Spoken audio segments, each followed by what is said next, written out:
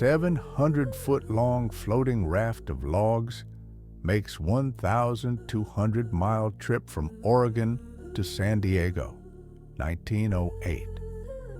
The Benson Raft was an enormous floating log raft used primarily in the late 19th and early 20th centuries to transport timber down the Pacific coast of the United States.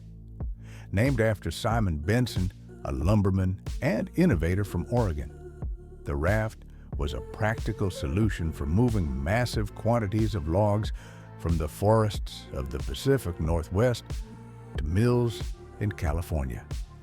Each Benson raft could carry millions of board feet of timber and was made by binding the logs together with strong cables and chains, forming a cigar-shaped mass that was stable enough to be towed hundreds of miles by tugboats.